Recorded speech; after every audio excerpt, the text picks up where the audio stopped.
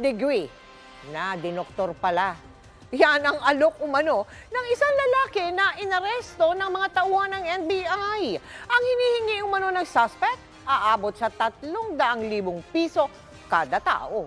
Nakatutok si John Consulta, exclusive.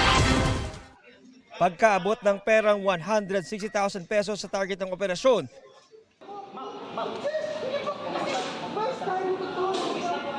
hinuli na ng mga ahente ng NBI Anti-Fraud Division ang kanilang subject.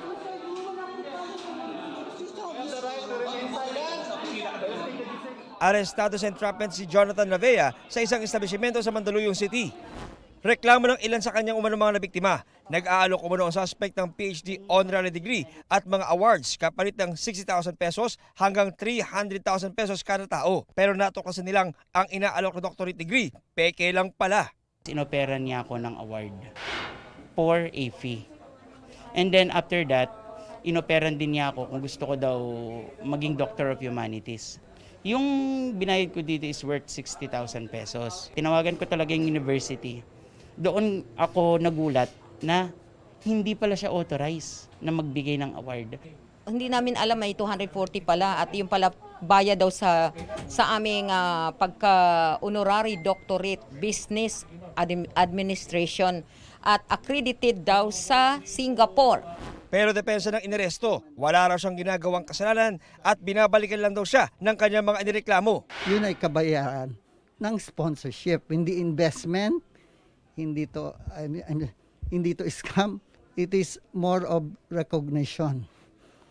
So I've been doing this for the past 42 years. How come ngayon lang? Malinis po ang konsensya ko.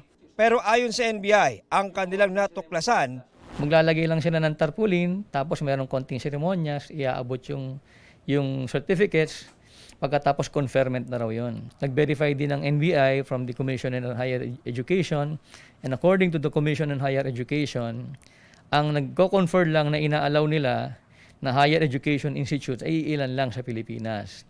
And Asia Pacific University na nakalagay dun sa certificate is not among those accredited. So dalawa ang nag-certify na hindi totoo yung certificate na ino-offer itong ating subject. naharap ang suspect sa reklamong estafa through falsification of private documents. John Consulta, nakatutok 24 oras.